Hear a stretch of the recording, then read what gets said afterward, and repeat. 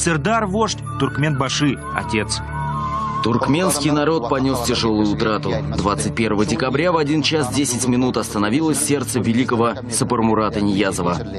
Этот выпуск новостей как будто все перевернул в стране. В туркменской столице убирают все новогодние елки и любой намек на праздник. В городе сейчас тихо и пусто.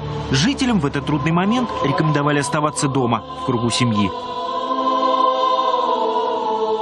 Национальное телевидение теперь работает круглосуточно. Траурную музыку сменяют траурные новости, а между ними народное чтение главного творения президента – священной книги Рухнамы. Мой любимый туркменский народ, ты смысл моей жизни, источник моих сил.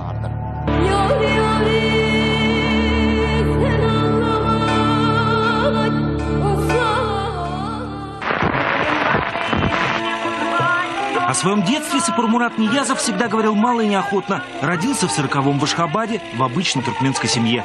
Отца не помнил, тот погиб на фронте, а мать и двух братьев потерял во время сильного землетрясения в 48-м году. Когда этот очень длинный день закончился, кончилось мое детство. Это единственная сохранившаяся копия неизвестного фильма о тех ашхабадских событиях. Главный герой – 8-летний мальчик Сапармурат, который чудом выживает и попадает в детский дом. Это было одно из самых страшных землетрясений в истории людей.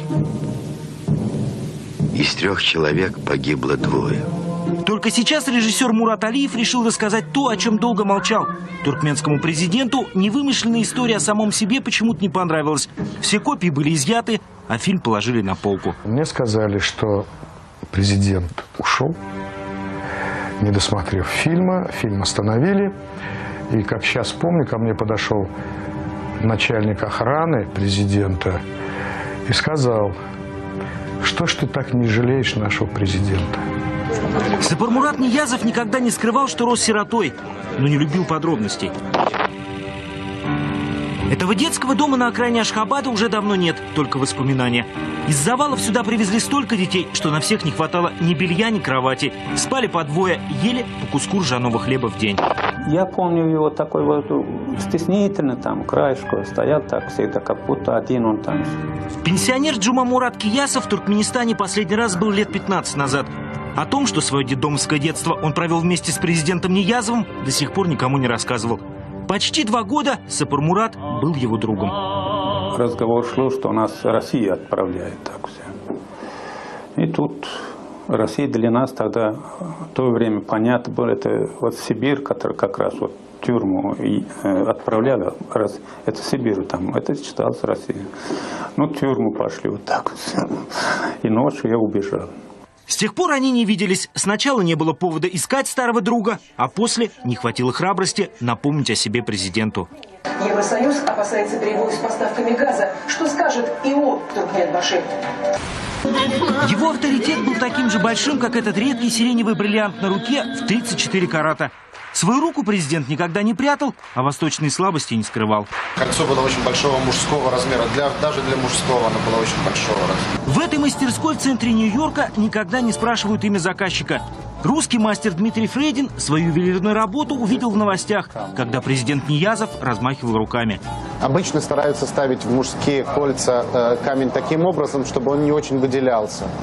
Здесь все кольцо было построено совсем по-другому. Со своим перстнем Туркменбаши почти никогда не расставался. Он без него, как страна без его портретов. А почему я должен скромничать? Я как первый президент Туркменистана, может быть плохой, может быть не хороший, это оценка каждого, но ну подумаешь, что, не нравится вам? Его здесь каждый знает в лицо. Вот Туркменбаши на денежных купюрах, вот на улицах и домах, а вот он в золоте. 60-метровый памятник вращается вокруг своей оси за солнцем. Более мелких скульптур по стране уже 1000. Говорят, это воля народа. Почти каждый день президент, даже если он находился где-то за пределами своей резиденции, принимал какое-нибудь важное решение. Когда уже были переименованы дни недели, а в году появился месяц Туркменбаши вместо привычного января, он объявил конкурс «Кто меньше хвалит Сапармурата Ниязова». Мне не надо имя, мне не надо славы, честно скажу. Ну, что я от этого выигрываю? Я единственное, наоборот, ущемленно чувствую какой-то среди населения. Я не могу пойти Я не могу, как вы, пойти в ресторанчик, посидеть там, где-то налево сходить. Ну, не получается. На самом деле, не получается. В конкурсе на неподобострастие не выиграл никто. Так яркое испарение незыблемости государства и обретенной народом свободы. Глубокий смысл заложен в том, что этот праздник отмечается в день рождения Сапармурата Туркменбаши, лидера нации, творца независимости и нейтралитета. Впереди был день флага, а это значит день рождения Туркменбаши. Но разве можно отказаться от настоящего праздника? 11 часов утра. Под приветственные аплодисменты на площади появляется президент Сапармурат Туркменбаши. Там, где появлялся Туркменбаши, всегда начинались гуляния. Вот на площади возле новой ткацкой фабрики еще только репетируют его приезд. Сейчас он спустится с небес, пройдет по живому коридору, что-то скажет и непременно оставит подарки.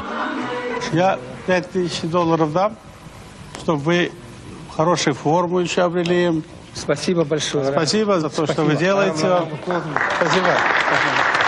Спасибо. Вообще вам за все спасибо. Если бы не вы, нас бы не было. Мы бы не родились бы. Праздник на площади закончится только с закатом солнца. Туркменбаши уже уехал, но он повсюду. Говорить о том, что у него одни пятерки, не приходится. Это личное дело номер 901 студента Ниязова, несмотря на истекший срок давности, все еще хранится в архиве Питерского технического университета. Молодой Сапармурат поступил сюда в 60-м году на самый сложный факультет – теория физики. Политэкономия, теория переменного тока, иностранный язык и высшая математика ему давались не очень. Зато по философии одни пятерки. Он мыслил глобально. Среди редких документов направление на практику пионервожатым, и это объяснительная записка. Прошу выдать мне дубликат студенческого билета, так как мой украли. Сапармурат Ниязов жил в общежитии, поэтому не мог не хлебнуть настоящей студенческой жизни. Сказали бы мне, что в студенческие годы, что он когда-то президентом там станет или еще что-то, конечно бы я не поверил. Совершенно у него никогда у него не было, так скажем, ни начальственного гонора, ни какого-то там, зазнайства. Валерий Швец, который уже 2 суток пьет в одиночестве дома, бывший друг и сосед Ниязова по комнате в политеховском общежитии. Их объединила игра в карты, а разлучила жизнь. Инженер президенту не товарищ. Он считал меня моим другом, потому что он мало с кем общался, как говорит. Вот у нас карточные дела. Дружили. Во-первых, не пил. Давайте выпьем за упокой. Кто может? Валерий до сих пор помнит все. И как делились едой, и как Сапар ухаживал за своей девушкой-музой, и как они потом поженились. Девушки приходили к нам и, естественно, на ночь оставались и так далее. Он себе этого не позволял. После защиты дипломов они не виделись ни разу. О яркой жизни туркменского президента его питерский сосед узнавал из новостей. Сегодня состоялась встреча председателя Верховного Совета Туркменской ССР, первого секретаря ЦК Компартии Туркменистана Ниязова с членами Республиканского совета старейшин.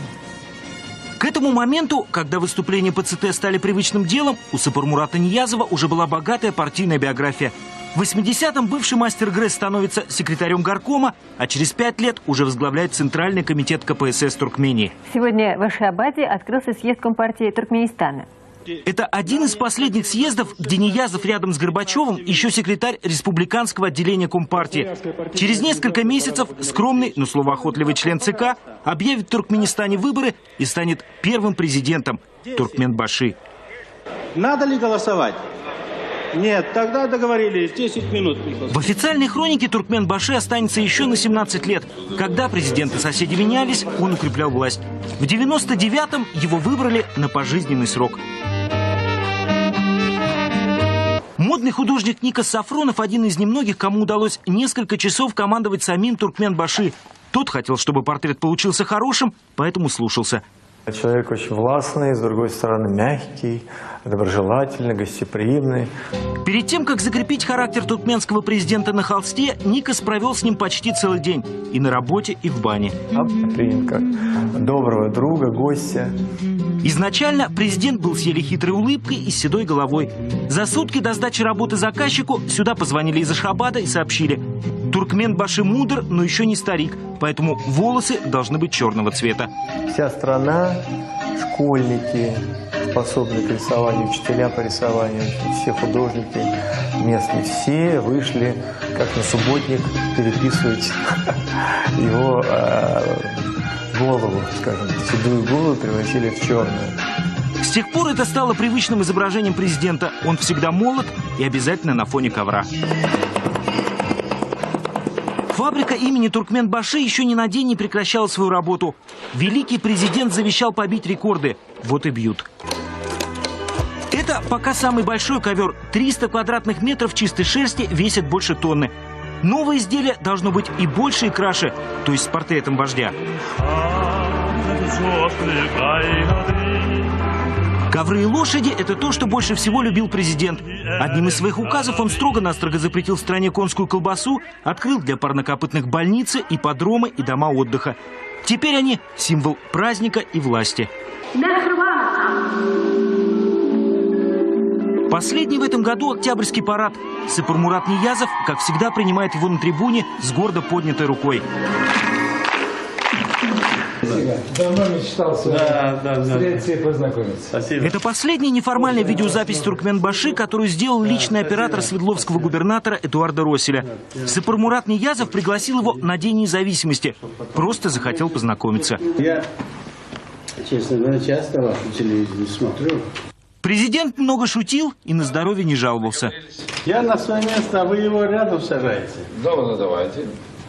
Или я его туда заберу? Эдуард Россель свою последнюю пресс-конференцию дома начал именно с этого. Каким он парнем был.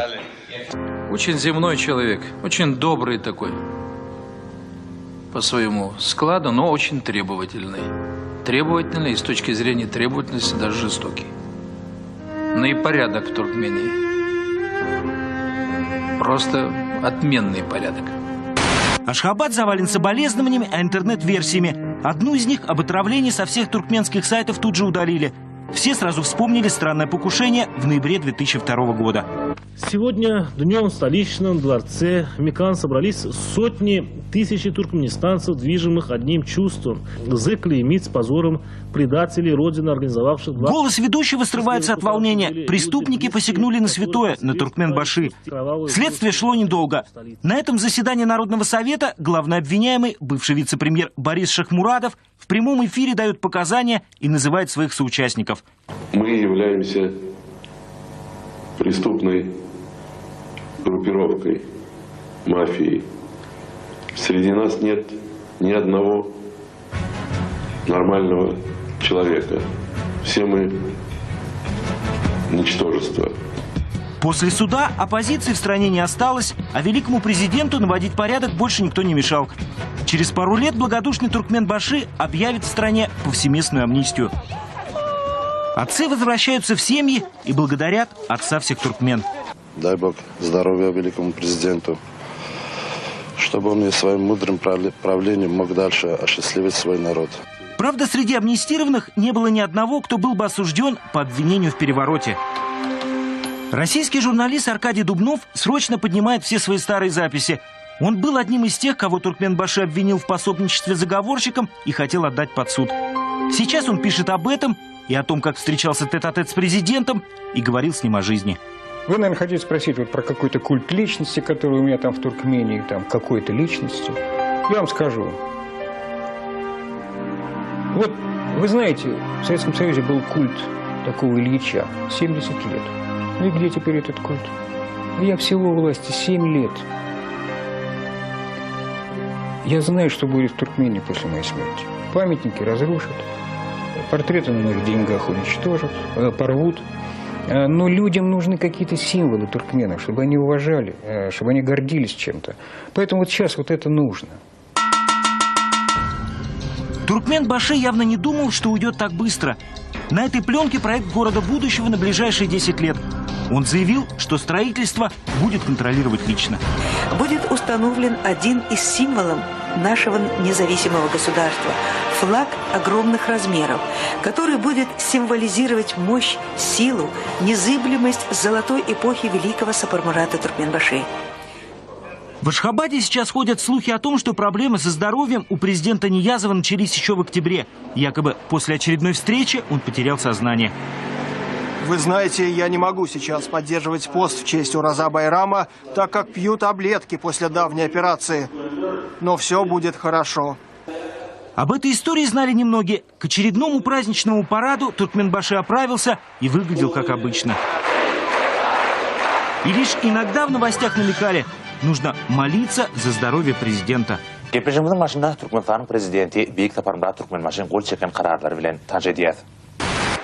О печальных новостях из Ашхабада российский кардиохирург Лео Бакирия узнал во время плановой операции. Точно такой, какой перенес и первый российский президент Ельцин, и туркменский вождь Туркменбаши. Это называется операция аортокоронарного шунтирования. Дело в том, что вот здесь вот показана основная артерия, питающая левый желудочек, он качает кровь по всему организму. О диагнозе Сапармурата Ниязова доктор Бакирия хорошо знал и даже консультировал туркменских врачей. Если в октябре президенту действительно было плохо, он не должен был продолжать работать. И, наверное, ему надо было бы, скажем, поставить стимулятор, и он был бы защищен. Сегодня в Ашхабад из Германии срочно прилетел доктор Майснер. Именно он в 1997 году в своей мюнхенской клинике сделал президенту Ниязову сложную операцию на сердце, а после все эти годы наблюдал за его состоянием. Все, что он мог сейчас сказать, такое бывает. В тот день его сердце было недостаточно обеспечено кислородом, что и привело к его остановке. Современная медицина с ее уникальными возможностями могла бы дать ему еще несколько лет жизни. Но Всевышний позвал его к себе. Комиссию по организации похорон возглавил министр здравоохранения Курбункули Бердымухамедов. Это он все время был рядом с президентом и один из немногих знал все о его здоровье. Говорят, в Туркмении все еще живы советские традиции. Кто хоронит, тот и преемник. Каждый так иногда думает, что да, у меня вон какие войска, вот какой я сильный. А вот мгновение и человека не стало. В Ашхабад впервые за долгие годы съехалась вся семья Сапармурата Ниязова. Жена Муза из Лондона, дочь Ирина из Москвы и сын Мурат из Австрии. О них, как о преемниках, Туркменбаши даже не заикался. Вы чрезмерно восхваляете меня, благодарите свое искусство. Все построено для вас. Не ваши похвалы, а ваше творчество дает мне силы. Это его любимый театр, на который он потратил уйму денег. Балет, оперу и цирк он вообще упразднил. Но обычно спектакли президент не досматривал до конца. Талантливый режиссер в этой стране был один. Туркменистан, отчизна любимая, край родимый мой, и в сердце и в мыслях я всегда с тобой. За малейшее зло, причиненное тебе, да отнимется рука моя, за малейший навет на тебя, да обессилит язык мой. Час измены родине, президенту, священному стягу твоему, да прервется дыхание мое. Это обычные занятия в обычной школе. На первой странице букваря портрет вождя. Ему посвящают уроки. Теперь и детсадовцы, и школьники знают, с чего начинается родина. С Туркменбаши. Мы его любим. Каждую субботу в Туркменистане по велению Туркменбаши все должны читать самую мудрую книгу «Рухнама», которую он сам написал. Цитаты из нее спрашивают на выпускных экзаменах, при приеме на работу и даже при сдаче на водительские права. Недаром ей построили памятник в самом центре столицы.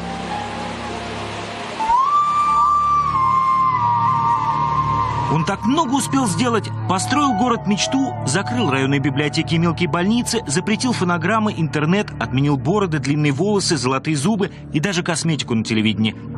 Если даже когда-нибудь все памятники разрушат, а книги сожгут, Туркменбаши в этой пустыне вряд ли забудут.